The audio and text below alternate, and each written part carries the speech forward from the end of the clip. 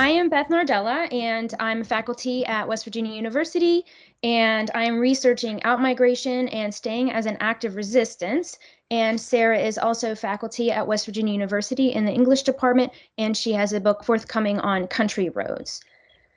Next slide, please. So this is our progression of thinking and an outline for the presentation. So to begin, I want to acknowledge that others are doing this work too. So to contextualize our project, we are focusing specifically on outmigration and songs about West Virginia that are related to leaving. Outmigration is the story of Appalachia. More than 3 million people left Appalachia between 1930 and 1960, and that is more than the current population of West Virginia. Next slide, please. So one of the aspects that we're really thinking about here is migration experiences for African Americans and Appalachian whites. Obviously, whites weren't motivated by racism and the threat of lynching, but there were other differences too in terms of distance and location traveled to. There were also similarities. So people settled in enclaves, the types of work that they did, et cetera. One of the things that we think is most interesting is the way that naming has shaped the narrative here. So the Hillbilly Highway was distinctly different from the Great Migration, and we can use Anderson for framing in that imaginary definitions were imposed through classification, mapping, media, producing notions of who, where, and how to be, and this pervades every aspect of our conversation, including the music industry. Next slide, please. So after a brief boom in the 70s and 80s, West Virginia began losing population again, and the numbers have steadily declined ever since. Between 1965 and 1975, census data showed that Blacks were leaving Appalachia in far greater numbers than whites, while fewer Blacks were moving in. Unfortunately, we don't have much information on women, as most records of that period only counted men. Next slide, please. So despite historic mining photos depicting Black and white miners working side by side and striking together and sayings like everyone's Black underground, there was pervasive racism in the coal communities. The rhetoric even then was to keep your head down. Hayden wrote, by being invisible, Blacks were not singled out as a significant threat to the order of the white domain, thus able to coexist. Automation in the coal industry led to mass outmigration of African Americans from the region, and more African Americans left per capita during this period than whites. Also, there were many events like the Corbin expulsion that will be featured in the film screening tonight. Next slide. So we're at a new moment of reckoning when it comes to race. As researchers, we must acknowledge that the history of scholarship in academia and Appalachian studies is and has been racist and sexist. Moving forward, our work must be intersectional. When we began this project, we had planned to use only scholarship by people of color and women, but we found that nearly impossible. Next slide, please. So Cabell's work from 1980 shows us that scholars totally omitted Black Appalachians in their research. This perpetuated the myth of a white Appalachia. There are no Black Appalachian experiences in Black studies or Afro-American studies or even Appalachian studies. People were ignored by the War on Poverty and the ARC. The funding was pretty much always earmarked for whites. Smith writes of the reality of the 1.3 million Blacks living in Appalachia suffer worse economic status than white Appalachians, and their problems are compounded by racism and discrimination. But we're not seeing their stories. Next slide, please. So another framing concept that we wanted to think about is tellability, and we want to extend Sarah Webb Sunderhouse's application of tellable narratives of identity to migration songs connected specifically to West Virginia and home looking and these kinds of public discourses of West Virginia. So we want to think about identity as performative, music as performative, and that it represents a naming or an absence or an erasure when we don't take it up. So one of the questions that we asked was, why is it so hard to find Black voices in this conversation? Next slide, please. We start to see a historical erasure of Black Appalachian musical voices in the recording industry from the earliest song collections and into the present day. And this isn't anything new. The music industry constructed a story about people's identity, defining hillbilly music as something distinctly different from African American music, and imposing personas on musicians accordingly. And again, there's this sense of constructed performance imposed by an industry. And this leads to us connecting to Snyder here. He says it leads to a cultural imaginary of rurality that excludes African Americans. But we start to see things change in the early 90s. Next slide, please. So when Walker created the term Appalachian to name African Americans who considered themselves part of Appalachia, but who were not accounted for in traditional and stereotypical understandings of the region, this naming generated a kind of visibility. So again, we see naming as rhetorical here.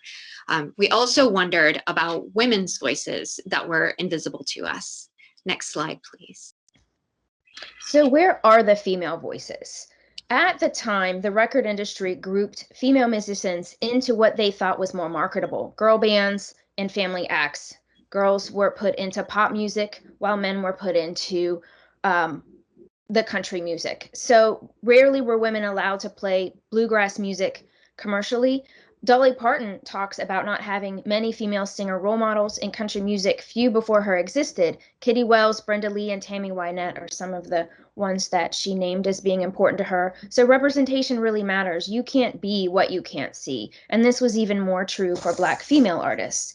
We also can't forget about sexism and sexual harassment. Until Emily Hilliard's very recent piece about Hazel Dickens, we had completely forgotten about sexism. It's so prevalent that we almost didn't include it. Many women with aspirations for a career in the music industry get discouraged from constantly being hit on, not being hired for gigs, and receiving less pay. Next slide, please. So I want to transition us to that invisible narrative. Most of us have heard of the banjo's African roots, but the washtub bass was also invented by African Americans, but then co-opted to support the white hillbilly stereotype. And I chose this image to illustrate what a washtub bass is, as it's more palatable than some of the photographs that are really racist. Also, the songs, whose origins are always told to be those of our white, Welsh, Irish, Scottish ancestors, have African roots. This history was erased by early song collectors who sought out the white narrative and ignored the shared stories. Next slide, please. So we're going to transition into really talking about music now. And we did have some clips to play for you, but we're not going to play them today because technology isn't working the way that we wanted to. But we'll share our slides in the chat so that you can listen a little later if you want. So I want to reiterate that our search for songs was limited. We were looking for songs about outmigration, homesickness, and yearning for Appalachia in general, and West Virginia specifically. Some of these are easy to find, and they're typically always already written for us by white men. We know these songs, but women's perspectives were and are different. Next slide, please. So women wrote songs about leaving and longing that were really different, as Heather Bean tells us. They're stories of longing, of being unable to ever return home. And this is evident when we look at white women's voices in general. Next slide, please. So Bean tells us that Appalachian's women's music included themes like day-to-day living, protest, resistance, suffering, often tragic love. They're complex songs from complex lives, in contrast to some of the simplistic nostalgia that some of the songs written by men represent, like Country Roads. So we see that in these examples on this slide. Olabelle Reed's Long Lonesome Road was written at the height of migration, and it really embodies the kind of sadness and complexity that Bean's talking about. But again, I want to reiterate that we were looking for songs with ties to West Virginia specifically. Next slide, please. So West Virginian women's voices are represented in some interesting ways. 2 of West Virginia's 4 state songs were written or co-written by women. 2 of the 4 state songs can be conceived of these kind of home-looking or out-migration songs that we're talking about. Though Iris Bell's anthem is a little less a home-looking song, and there's controversy around the West Virginia hills, with some claiming that King's husband wrote it, though the first publication as a poem was attributed to her. Even more contemporary songs like Kathy Mattea's Leaving West Virginia and Colleen Anderson's West Virginia Chose Me develop West Virginia as a place that people have to leave. And we see this especially with Hazel Dickens. She captures this longing and homesickness, while almost all the songs here refer to being away and looking home. Things get more complicated when we try to find out migration songs by West Virginians of color. Next slide, please. So Bill Withers brings us closest with songs like Lean on Me, which captures his time in West Virginia coal camps as a child, and Grandma's Hands, but they're not exactly out-migration, home-looking songs. We can see this if we compare Grandma's Hands and Hazel Dickens's Mama's Hand. Withers' song is nostalgic for family and place, but it lacks that homesickness, home going, not being able to return. So in that way, it's really different. West Virginia has many recognized Black musicians, but they didn't necessarily write about home or out-migration in the same way. And this gets even more complicated when we start to look for Black women's voices singing about out-migration in Appalachia and West Virginia. Next slide, please. So what we found was that Black women's voices in West Virginia are really hard to find. And Black women's voices at the height of migration were marketed in a really specific way. The two examples here are characteristic of that. They're about missing home peripherally. There's a sexualization to them, missing men or being mistreated. They don't have that same kind of longing to them. And Victoria Spivey's clip here just illustrates that. She was from Texas, but her work provides us with a taste of the way that the music industry promoted a geographically bounded, racially bounded, gender bounded story for these women, so that Black women can only sing a certain kind of song. Again, this started to change in the 1990s. And I love this excerpt from Nikki Finney's poem, Brown Country, because it gives us a little glimpse of that, how things were starting to change. Next slide, please. So out-migration is still the paradigm, but we can hear actively constructed counter-narratives beginning to form, and those allow previously silenced voices to come forward. We know that those voices have probably always been here, but we're just now listening, or the narratives and the audiences and the industry is changing too. Next slide, please. So these emerging genres and artists are bringing counter narratives forward, some more visibly than others. There are new ways of naming and being Appalachian and West Virginian, as in the case of Aristotle Jones and 66240 and others. Some of these include performances of hillbilly or Appalachian identity, and some make something new, like Che Appalache and the Lua Project and Rhiannon Giddens. And I hope you take the time to listen to some of these clips, because they do show these interesting patterns. Next slide, please. Okay. So this is our last slide. So to conclude, we want to draw from bell hooks, who reminds us of the complexity of the margins. These songs by women and people of color are acts of resistance in the face of outmigration. Whether the musicians wanted to leave or stay, or were forced to leave or stay, that narrative became part of the song story. And for women and people of color, the longing and call to home are part of that story more deeply than in the songs by white men.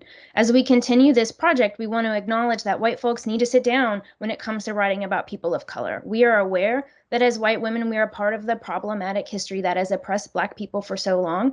We are hoping that by participating in this conversation, we can start to be a part of the solution.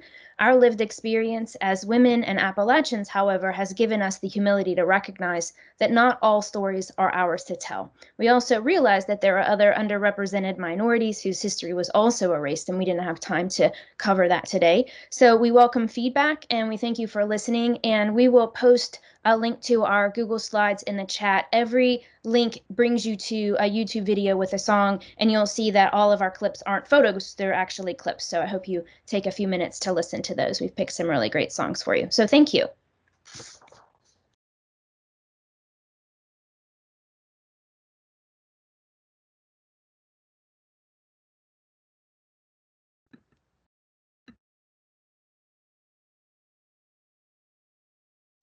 All right, so our next presentation, you all are hearing me, is a pre-recorded presentation from Davis Shoulder. So I will share that now.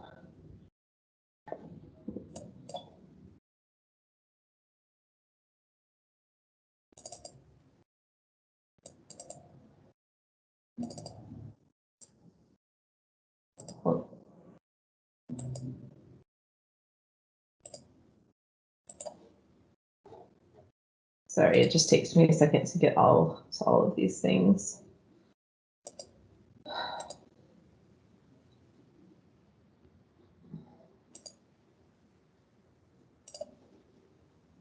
Hello, everyone. My name is Is that all coming through for you all? Davis Shoulders, and I'm excited to be here. This is my first ever App Studies conference. I'm sad that it's virtual. I wish I could be in person, but I'm really excited to be here. I got to participate in the plenary the day before, since this is being pre-recorded. Hopefully that has gone well. We'll see. Yeah, I've got a lot of things to talk about, and I'm usually bad at keeping it short, so I'm going to try to go right into it. So I have this provocative title here: Is White Fragility the New Hillbilly Elegy? An Appalachian bookseller reflects on anti-racist bestsellers. So first off, yes, I am. I started bookselling when I was in grad school in DC at this bookstore, Politics and Prose. Did a lot of events there. I moved around a bit, came back home, have been in Knoxville at Union Ave Books since 2018.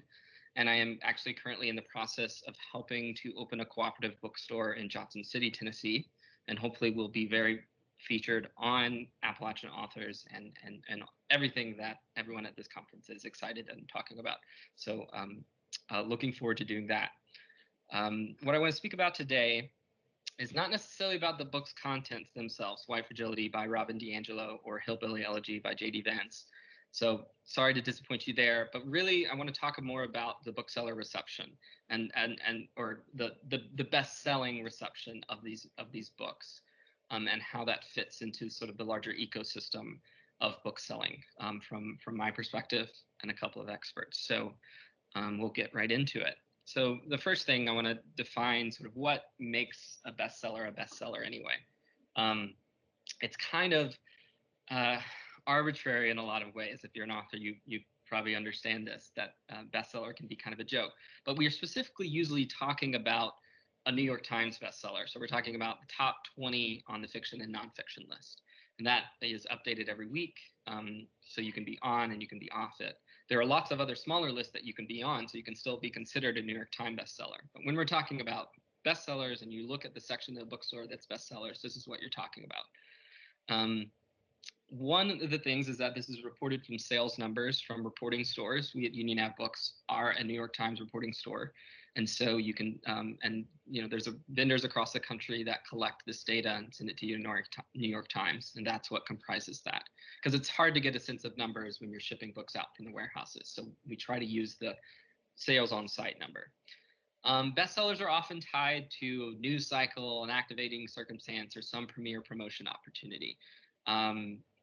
It's really, bestsellers don't become bestsellers accidentally. Like they're kind of meant to be bestsellers because of the publishing relationship or the author. And, so, you already have to take bestsellers with a grain of salt, because there's less of an opportunity for sort of emerging voices or random voices. Now, when a debut does get noticed, it's because of these book clubs, or there's some connection, there's some cultural moment that it's speaking to.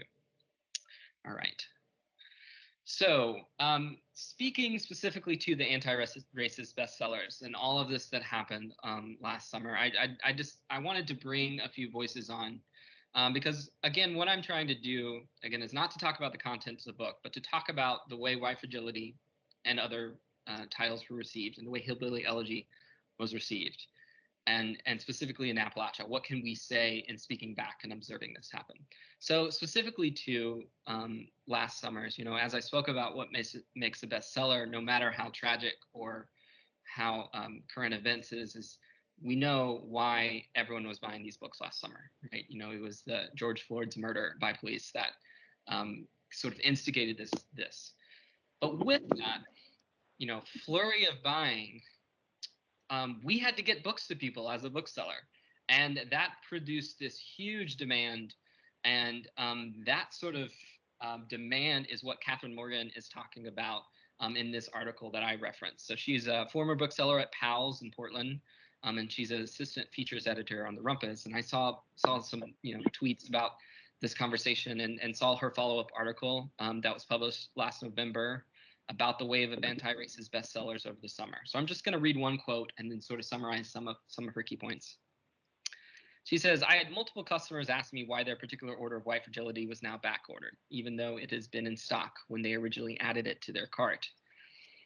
And she quote says, oh, it's because white people saw a black man die at the hands of police. And even though black people have been talking about police brutality for years, it took seeing him take his last breath as that officer kneeled on his neck before many white people felt as though it was time to finally have the talk. I wrote as I reply, then I took a deep breath, erased that message, and simply responded, it's a popular book right now. So I think this really encapsulates sort of the bookseller experience over the summer, which is that, you know, we were really excited. We were getting all these sales. These are great books. We wanted to sell these books to people. They were back ordered. They were being reprinted. And I'm going to have Kat here. They were being reprinted. And so it was going to take a month or more for us to get. And what we kept getting was, you know, and not so much directly in my experience, but a lot of belligerent customers. And she reports a lot of the Black-owned bookstores and other Black booksellers who received this racism in response to purchasing anti-racist titles. That their need and desire to get this bit of information was overriding their experience and understanding why they were purchasing that book to begin with. So she just kind of details some horror stories of all of that. I mean, the other thing that I can speak to is that, you know, and again, you know the books, you know, there were about 10 odd books that were on the bestseller list. And there would just be stacks of them left at the store. People had bought them and never picked them up. And that was the case across the country. There were tons of people who had stacks of books. So there's this understanding of, okay, well, we bought all these books. You were frustrated at getting them. And then, you know, what was the reasonability of these book clubs? Did they happen? Were people actually reading these books? And so I think it was just really important to understand the logistical pressure that was placed by a best-selling moment like that. And specifically, not as a white bookseller, you know, did not experience this directly, but the racism, I mean, there were quotes as saying to Black-owned bookstores, this is exactly why I don't support Black businesses. So very much confusion there. Now, maybe a bit more specific to sort of the content of some of these books. I want to reference Lauren Michelle Jackson, who's an assistant professor of English at Northwestern University, contributing writer at The New Yorker. She's the author of this essay collection, White Negroes, When Cornrows Were in Vogue, and Other Thoughts on Cultural Appropriation.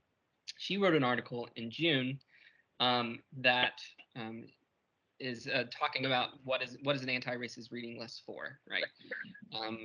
Kind of defining her opinion of this phenomenon.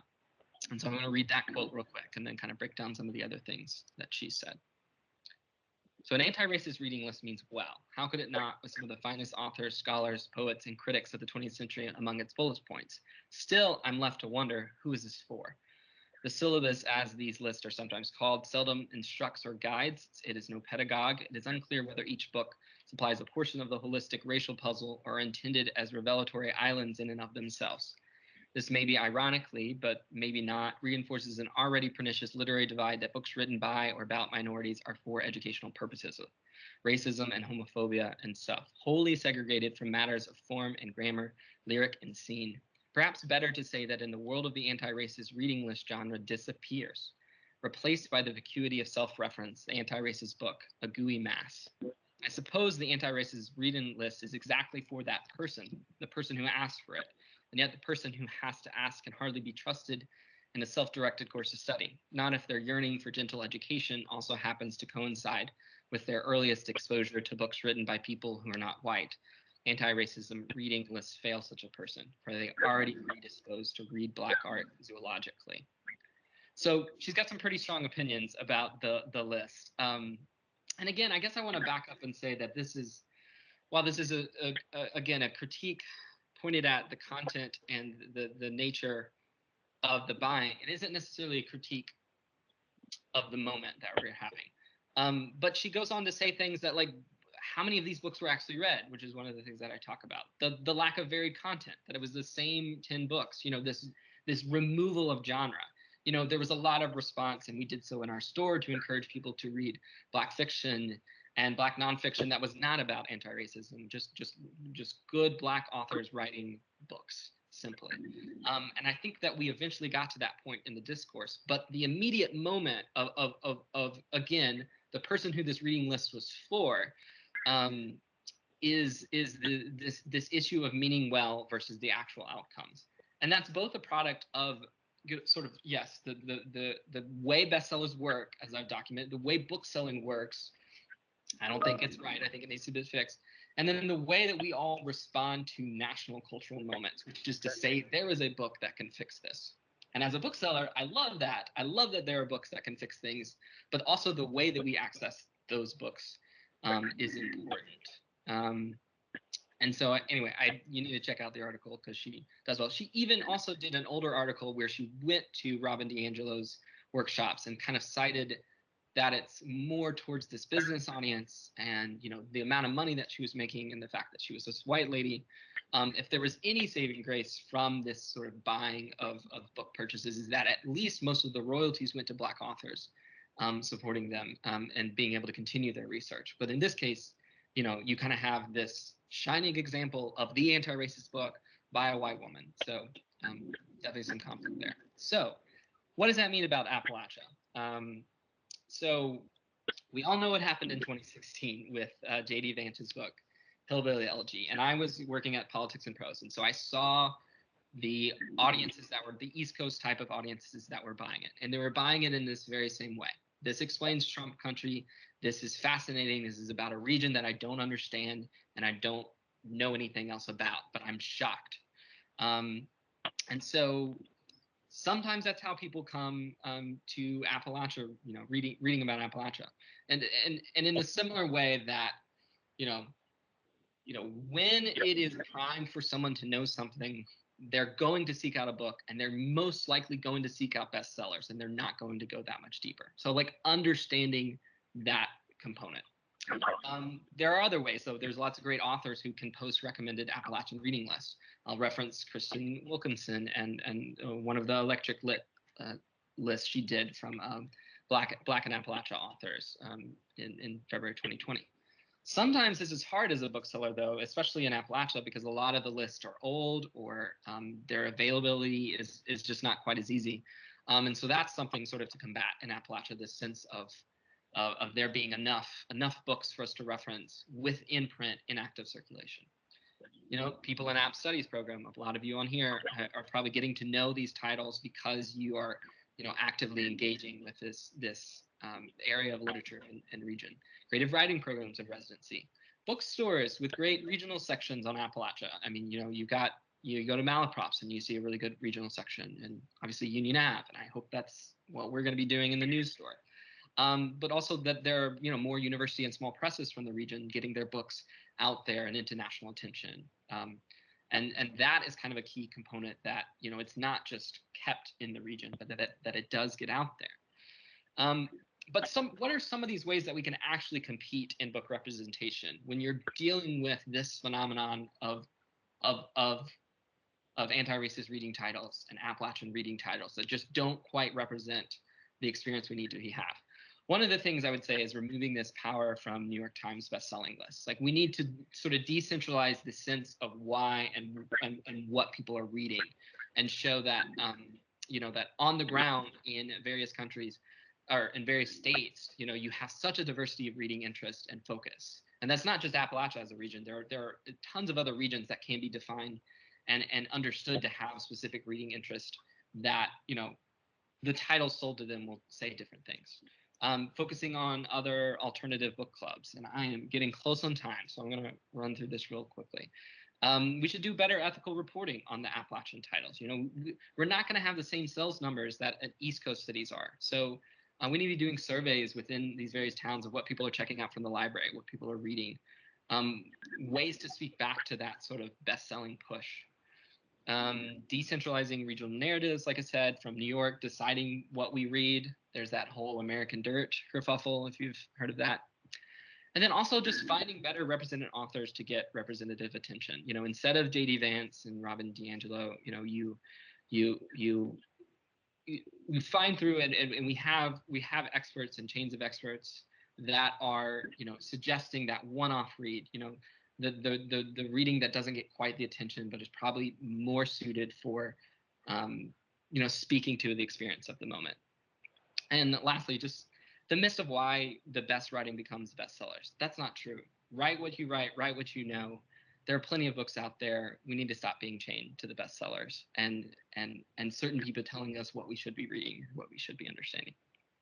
And little self-promotion.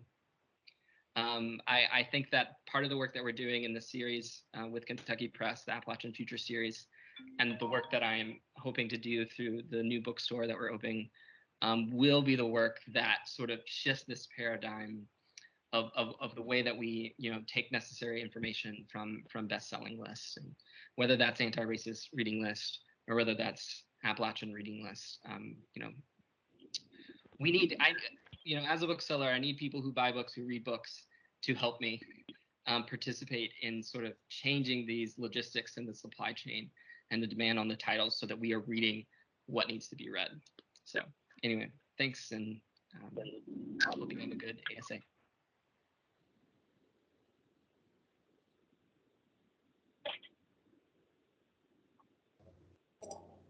All right, so let me just double check. We don't have anything in the chat box.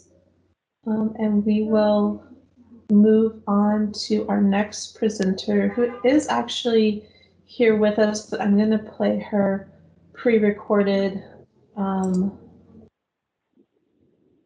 presentation, and then, but Allie is available here at the end if you do have questions to ask her. Hold on one second while I pull up the presentation.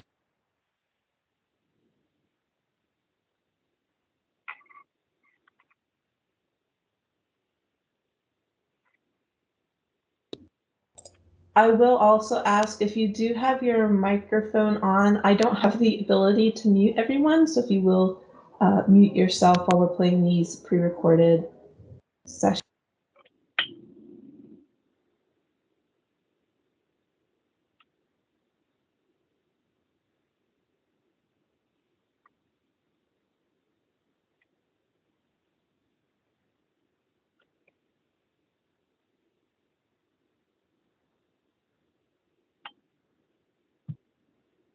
American art.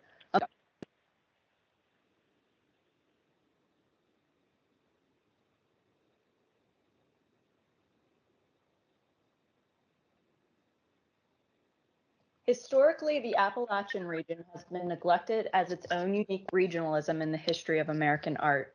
Among other facets of the arts, the same neglect exists, yet I will focus solely on Appalachian artists and their representations of environment within painting and printmaking in the 19th and 20th centuries. Artists working in Appalachia are distinct within the scope of modernism and beyond, producing informed work that combines aspects of folk life, craft, and fine art, as well as religion, labor, and elements of flora and fauna unique to the regional voice. Additionally, Appalachian artists have focused on elements of environmental exploitation, such as representations of mining, oil, and clear cutting, and its pollutive, socioeconomic, and societal effects. Through looking at these artists from an eco-critical lens, one can trace the toll of the Industrial Revolution, which was taking on the environment in one of the most exploited areas of the country, and the need for its inclusion in Appalachian visual culture. The Appalachian aesthetic has been borrowed from for centuries by American culture, but never given the credit that it deserves historically. In the wake of revisionist art histories that seek to be inclusive to marginalized peoples and misunderstood cultures, this paper will explore the importance of Appalachian regionalism within modernism and American art, and make the case for its addition to the canon of art history, with an emphasis on immigrant artists, women, and artists of color. One of the earliest examples of an Appalachian artist of color who focused on the environment was Robert Selden Duncanson. Born on the edge of Appalachian New York in 1821 to an African-American mother and a Canadian father, Duncanson taught himself to paint after working as a house painter and copying masterworks to hone his skills.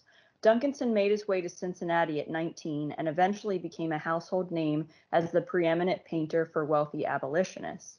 Cincinnati was at the crossroads of major east and west transportation routes and on the border between the North and the South, becoming a leading economic and cultural center west of the Appalachian Mountains. At the time of Duncanson's success, the landscape-centric Hudson River School, which depicted landscapes of untamed wilderness and was led by founder Thomas Cole, was popular amongst collectors. Despite renderings of unadulterated wilderness, much of the land portrayed was vastly disappearing with the onset of railroad and extractive industries. Duncanson took on landscape as his medium of choice, keenly aware of his Hudson River counterparts, traveling through parts of Appalachia to capture its rugged terrain, as seen in A View from Asheville, North Carolina, from 1850. Like members of the Hudson River School, Duncanson edited out unsavory elements in his landscapes for more pastoral compositions. Yet what made Duncanson's work unique was his inclusion of people of color within his scenery, in roles often reserved for white landowners and men of prominence, in order to send anti-slavery messages hidden in plain sight. This phenomena can be seen in many of his paintings and is especially prominent in Cincinnati from Covington, Kentucky from 1851, originally based on an etching from a popular magazine at the time, which featured a white landowner central to the composition. Duncanson places enslaved people on the Kentucky side of the river in the center of the composition, overlooking the industrialization of Cincinnati and its more progressive views. Duncanson has also taken care to depict the pollution generated by factories aflame in the background, something not seen in any of his other paintings, where pollution or signs of technology are edited out in favor of pristine landscape. He is not only making a statement about African American presence in his paintings, but also about environmental degradation. Although Duncanson chose to show the pastoral instead of the machine in most of his works, he set precedent for depictions of landscape by Appalachians of color until his death in 1872. Artist David Gilmore Blythe was working around the same time as Duncanson in various parts of Appalachia, but made his permanent home in the industrial city of Pittsburgh. Born in 1815 in East Liverpool, Ohio, to a Scottish immigrant family, Blythe began a 3-year apprenticeship with a woodcarver in Pittsburgh at the age of 16, focusing on folk carving and furniture making. During this time, Blythe also developed an interest and practice in portraiture and would have seen several American genre painters and portraitists work in galleries and museums in the city. Blythe was a complicated character and operated for his entire artistic life on the fringe, focusing primarily on portraiture of the lower levels of society in Pittsburgh and genre scenes that were both critical of society and man's actions within it at the time, as seen in The Coal Carrier from 1858. It was not until the last few years of his life that Blythe developed an eco-critical lens for the environmental exploitation that he had witnessed to in both rural and urban Appalachia. In 1862, Blythe created Prospecting, a critique of the booming oil rush in Pennsylvania and the newly formed state of West Virginia. Many people who speculated became instantly wealthy, feeding the idea of the American dream and success and attracting people like Andrew Carnegie and John D. Rockefeller. The oil boom became distinctly American, helping to develop an identity for the fledgling country during the Civil War. What was once a scenic, tree-lined Appalachian pastoral scene is now replaced by oil derricks, sludge, wells, smog, and destruction. Animal bones and a bovine skull protrude in the foreground, as well as a broken wagon wheel with a sign behind it that reads, "This property for sale, $1 trillion," and an oil barrel labeled "crude," perhaps a critique not only of oil, but of the state of the scene, society, and the country. The sole living creature in the picture, besides a self-portrait of Blythe, is a lone turtle who perches on a piece of trash, questioning its own survival. He stares at 2 signs, each pointing in opposite directions, one for Bull Creek City and the other for Calf Creek options and surface indications for sale. Both were recently speculated areas of the newly ceded state of West Virginia, located near Parkersburg along the Ohio River, whose statehood depended on the natural resources it could offer the North during wartime. The stock certificates for oil often featured flora and fauna of the region, as the oil industry tried to tie nature and oil refinement together as a natural process, a form of propaganda that continued into the 20th century.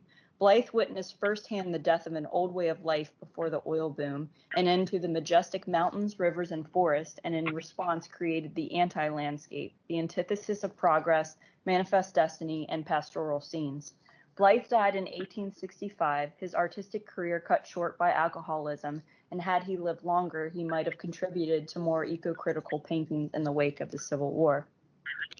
Painter and printmaker Blanche Lazelle branched out from her Appalachian upbringings as an independent new woman, choosing education, a bohemian lifestyle, and artistic freedom over marriage, children, and tradition. Lizelle trained in major metropolitan cities in Europe and then returned to the region to make work that was eco-critical to the destruction of her home environment through fossil fuel and material extraction, yet also paid homage to the modernization that gave her the means to advance as a female artist.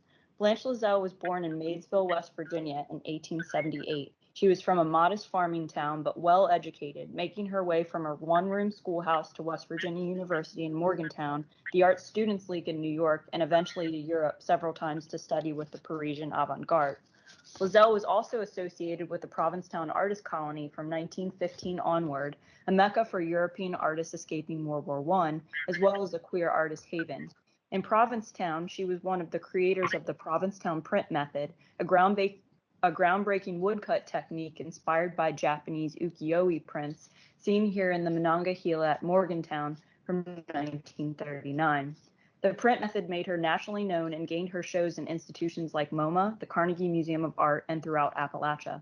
Although Lizelle made a lot of work during her long career pertaining to Appalachian flora and fauna, landscapes, and abstractions, as well as Appalachian crafts like hooked rugs and ceramics, her most blatantly eco-critical work to date was created in 1934 in Morgantown, West Virginia, for the Monongahela County Courthouse, a mural entitled Justice, completed in tandem with the Public Works of Art project of FDR's New Deal.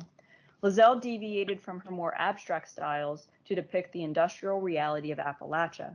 On the left side of the mural, she referenced education by depicting buildings from West Virginia University, and in the middle of the composition, she placed a prominent church, showing the importance of religion in her upbringing into Appalachian culture. Components of industrial production are referenced to the right, with billowing dark smokestacks. Everything in the muralscape is peaceful and pristine, including the tranquil Appalachian mountain range, with the exception of the simplified forms of industry. Lizelle has taken great care to render details throughout the mural with historical accuracy, but adopted a more cubist style when rendering the source of the pollution destructive to the surrounding environment, which is directly connected to the waterway that runs through the midground of the composition. Brown water can be seen traversing a coal-firing plant and the coal-fed Morgantown Brick Company and Glassworks, a threat to the greenery and lush scenery. Ultimately, the message would be clear to anyone that looked at justice in its public placement inside the courthouse and the environmental toll of industry in Appalachia.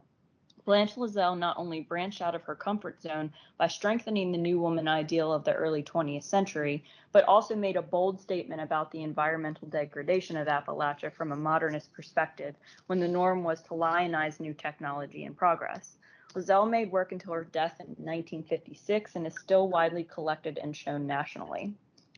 A contemporary to Lizelle, Charles Birchfield was born in the coal fields of Appalachian, Ohio, in Ashtabula County in 1893.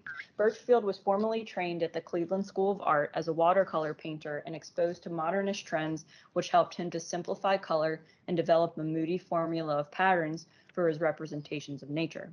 During the draft, Birchfield began to explore his political views, becoming a follower of Marxist Eugene Debs, a social theorist and politician who was outspoken about U.S. involvement in World War I and creating a more utopic society. Birchfield attended a rally in Cantonville, Ohio in 1918, in which Debs was arrested for incendiary language and thrown in prison.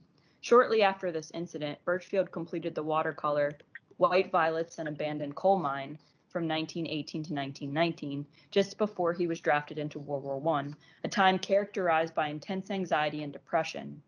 Most of the mines around Birchfield's home were out of use and abandoned, and Birchfield portrays the cave as a seemingly infinite space, contrasting its shadowy interior with white violets blooming from cracks in the rocky landscape.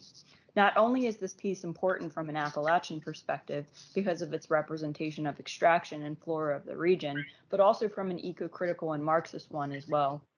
Birchfield rendered a large gaping black hole surrounded by small white violets, simultaneously a worker's delight in labor and resource, and tomb in the dangers of mining.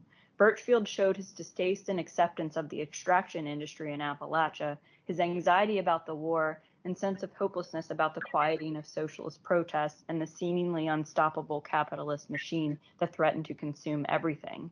He uses elements of the sublime and beauty juxtaposed with the grotesque and dangerous, reflective of the flora and fauna of the region, environmental label, and religion.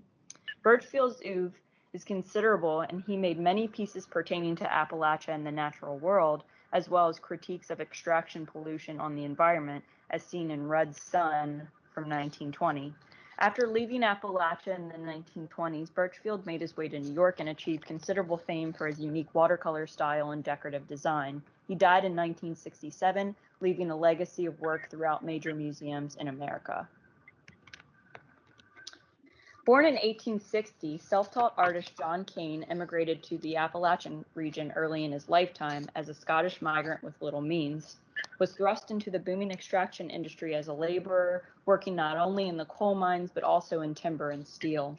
Kane held fast his Scottish heritage in America, yet was welcomed into Appalachian folkways most profoundly in Pittsburgh, developing an affinity for its beauty and culture.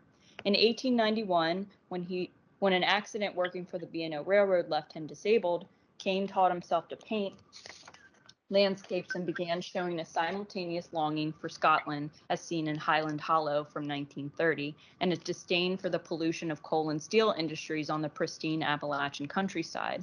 After submitting to the Carnegie International late in life in 1927, Kane became a household name between the wars and part of museum collections like MoMA and the Carnegie Museum, and widely collected for his folk influences.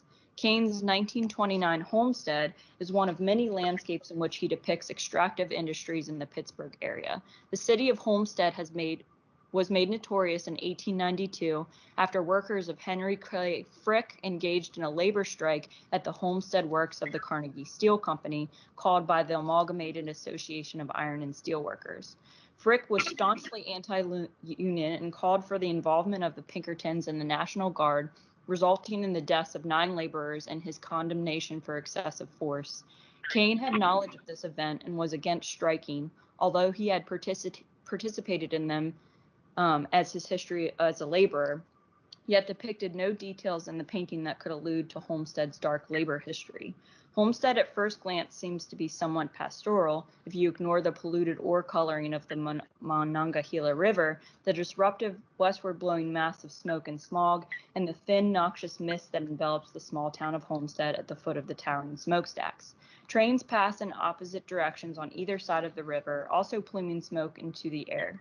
Kane has paid attention to every small detail of the canvas, rendering individual windows of the houses of Homestead, each steel bar of the Homestead high-level bridge, as well as the trusses of the railroad tracks.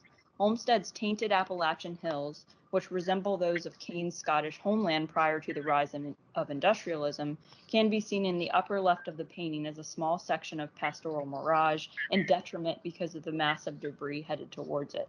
Homestead was included in the 1929 Carnegie International and was subsequently purchased by Abby Aldridge Rockefeller and is now in MoMA's collection. Kane died in 1934 from tuberculosis, but became the first self-taught painter of the 20th century to be recognized by major museums after his acceptance into the Carnegie International generated considerable media attention, paving the way for other self-taught artists to be noticed for their modern significance and talent. Painter and printmaker Dox Thrash was born into an impoverished African-American family in a former slave cabin in Appalachian, Georgia in 1893. He left home at 15 in search of work in the North as part of the Great Migration and joined a traveling circus and vaudeville show. He eventually landed in Chicago and attended the Art Institute and later enlisted in the Army during World War I as a Buffalo soldier in the 92nd Division. After the war, Thrash finished art school and made his way to Philadelphia in 1925, becoming one of the most influential Black artists during the New Deal and head of the graphic arts division during the WPA. He pioneered the printmaking field through his development of the carborundum printmaking process. Carborundum is a coarse, granular industrial product that Thrash used to achieve the blackest blacks and atmospheric textures on print plates. Thrash focused his work on industrial landscapes and thoughtful portraits of African Americans, as seen in Second Thought East Side, in an era when crude caricatures of people of color circulated in mass media publications. His sympathetic portraits drew both from his youth in rural Appalachia and his working class life in an urban metropolis. In Cabin Days, Thrash has taken care to show the dishevelment of his childhood home in Appalachia, not only through the deteriorating cabin, but also through the tumultuous landscape and threatening sky, an inhospitable place for anyone to be living, lest a family with children. The land has been overfarmed and overworked and is unfit for further use, a product of unethical farming practices, which led to barren soil and lack of flora and fauna. Yet, despite the environmental turmoil, a family and a young infant huddle together on the porch of the cabin. Thrash's 1940 print, Ruined Cabin, further exasperates the damage of the land and his struggles as an African American in the Jim Crow South growing up on the property in Georgia. The complex darks and translucent lights of his Appalachian scenes convey an impoverished country lifestyle, but one strengthened by family, community, and religion. Thrash remained a prominent artist in Philadelphia until his death in 1965, and has since been incorporated into prestigious collections such as the Smithsonian American Art Museum, Metropolitan Museum of Art, and Philadelphia Museum of Art. The innate strength of Appalachian cultural values has spun from a long history of sustainably living off the land, embracing hardship, and adapting to available means. This leads to an increased awareness when resources are threatened, and is something that has become a catalyst for artists to focus on land exploitation within Appalachia, making their experience and depictions unique within American art. My research on Appalachian regionalism is ongoing and will be much larger in scope throughout the various chapters of my dissertation. My original intention was to also include in this presentation the art of Buford and Joseph Delaney, both painters of color from Knoxville, as well as a more thorough and nuanced assessment of Jacob Lawrence's work produced at Black Mountain College. Yet due to restrictions on physically researching information because of COVID-19, their work will be continued in my dissertation when I am able to resume research at the Smithsonian in the next few months. Thank you.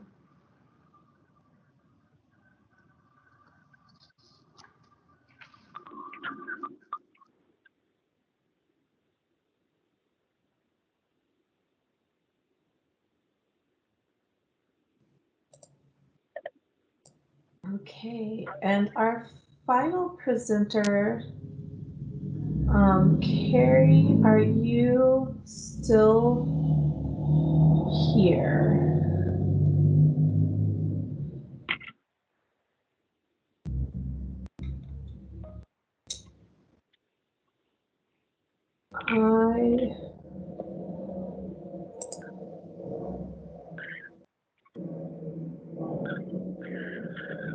I am not seeing Carrie.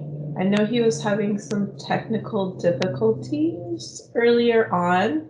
So right now, I think what we'll do is if you do have questions for any of the presenters, specifically Allie, Beth, or Sarah, Davis is not in attendance today. You can type them into the chat box.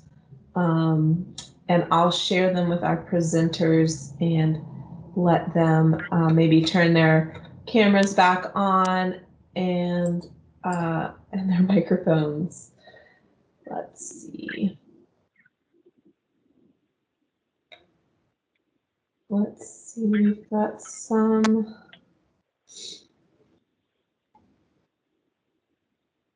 great panel, hopefully more to come, powerful images, really nice feedback. Lisa's asking for contact info, although I'm not sure when that came in. So Lisa or Liza, if you want to let me know what contact info you're seeking, we'll get that.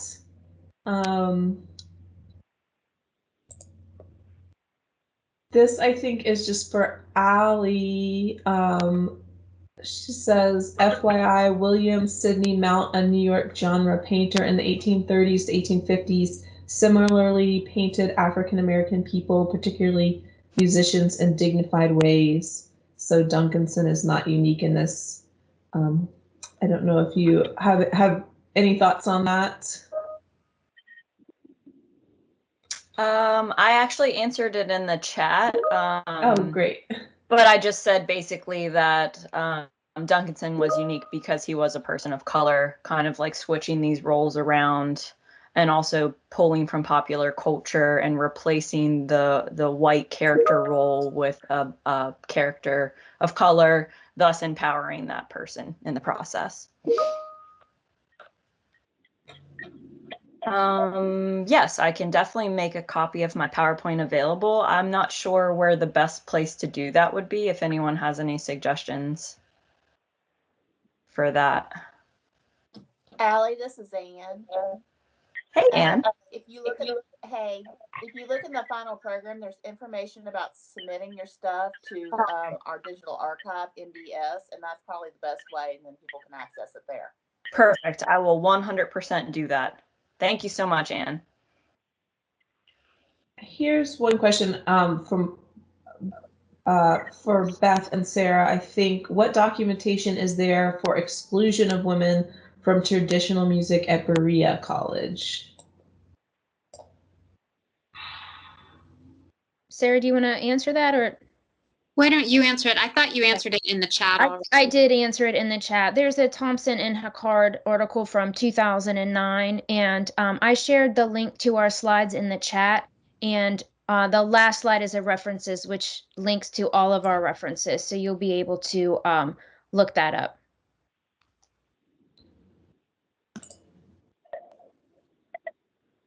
Okay, great.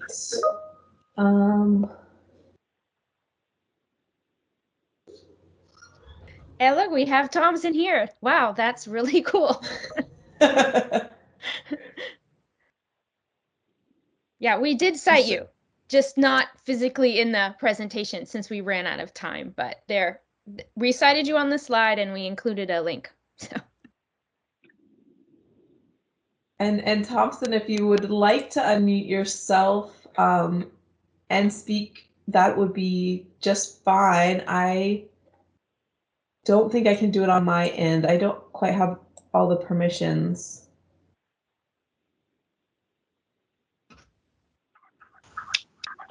Can you hear me now? Whoops. Yes. That's bad. Let me turn off speaker. Ugh. Is that better? Yes. Hello. Thanks. Liza DiSavino and I and two other great colleagues are presenting this afternoon at 12:30, and I'll be talking about that more. So, so I really appreciated your presentation this morning. I missed a lot of it because I was having trouble finding the slides and had to get off and on and so forth. But thanks so much. So I don't want to. I don't know if there's anything specific, but that I can communicate here. I'm certainly talking with Liza, but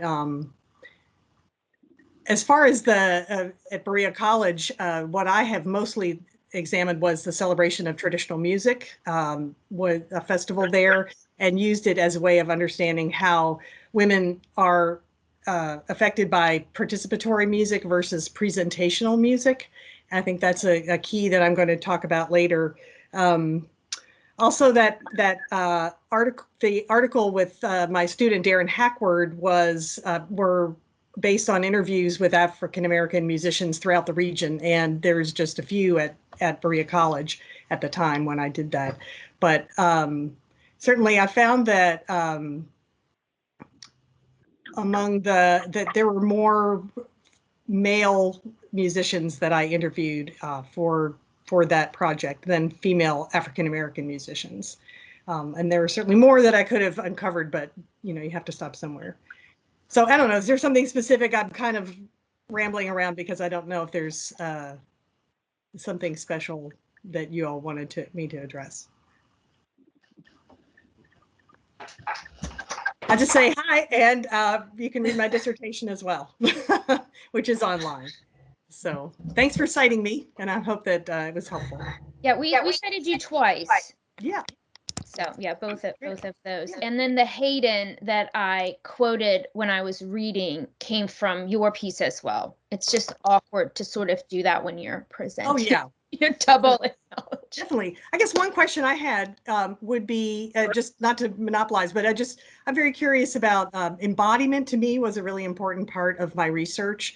And I was really trying to focus on trying to find African-American Appalachian people, not someone from somewhere else doing what seems like Appalachian music. Like Rhiannon Giddens, for example, is, and the Carolina Chocolate Drops came up all the time when I was doing my research. Oh, have you seen the Carolina Chocolate Drops? And I'm like, well, one of them's from Arizona. One, you know, they're not from Appalachia. And so, and even the music that they play is Piedmont music, not Appalachian music. So I wondered how that came about when you were trying to talk about actual people from Appalachia. You talked about margins, and I think that's really important to bring in as well. So thank you. I think one of the things that we were thinking about is presentations of identity, right? And we see that with the Carolina Chocolate Drops and with some other musicians too, that they present this hillbilly or Appalachian identity, even though it's not something that they've lived and experienced. So that's really interesting to me. And my research primarily focuses right now on country roads and how that's a symbol of identity. But I think we were seeing a lot of that, right? Performances of identity, or the real Appalachian people, especially West Virginian people, were doing something different. And so a lot of the musicians, African-American musicians in the West Virginia Music Hall of Fame are jazz musicians, or they're bebop or vaudeville, that they're not doing Appalachian music specifically. So that's interesting too. Mm-hmm. Definitely. One thing I want to add, when we started to look at the hip hop, the new hip hop, a lot of that wasn't Appalachian at all, but looking at sort of a rural poverty. So if you look at that last slide, there's a link to, Sarah, remind me of the hip hop artist from Greensboro, North Carolina. I can't remember. I don't remember which one you mean. He's linked in there, and his piece, it's his work is fantastic. So it's so different than the hip hop that we're seeing out of urban centers. So we're looking at rural hip hop. It's good. It's right. Definitely. And Todd Snyder wrote about that in an article about hip hop called, he refers to Rappalachia in the title, and it's in our references too. So it's interesting. Thank you.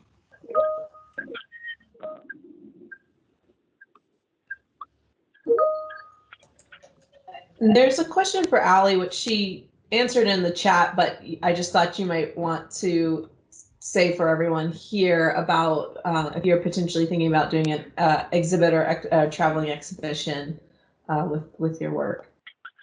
Yeah, I have high hopes to have multiple exhibitions in the future, like obviously once we're able to resume things with COVID, but I have had a Smithsonian fellowship that's on hold, and I have a bunch of curators at the Smithsonian kind of like waiting for me to just throw these ideas out and collaborate. So hopefully that leads to a show. But I'm lucky also in the fact that one of the readers of my dissertation is a scholar by the name of Alan Braddock, who is very popular in the eco-critical field of art history. And I'm hoping to maybe in the future collaborate with him on an eco-critical show of Appalachian artists, but also an Appalachian regionalism show. And then I would like to focus on folk and craft and all of these things as something that all go together as opposed to separate entities. So hopefully that leads to a bunch of different shows in the future when we have the freedom to go and see shows, and I can research all around the country if I need to. So thank you for asking that question, and stay tuned, more will come. Wonderful. And it looks like we, I don't know if you all want to talk, Beth and Sarah, about Gangsta Grass, but that came up in the chat box as well.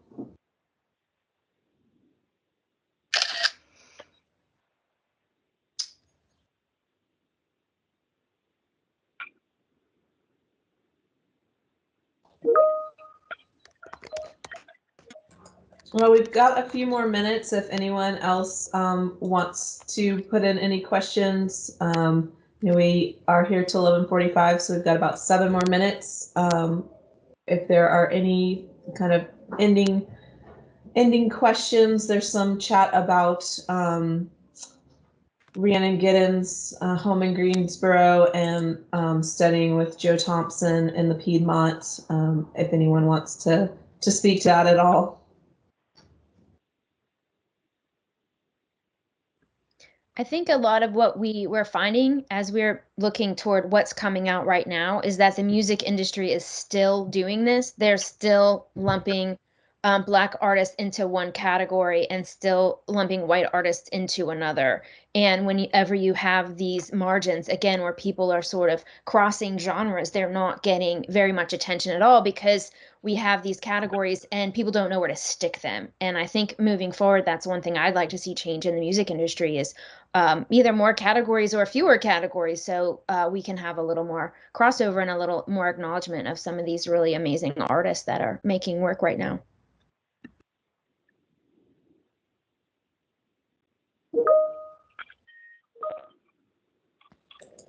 Well, there's a lot coming up in the chat box. I think there's some really good discussion going on.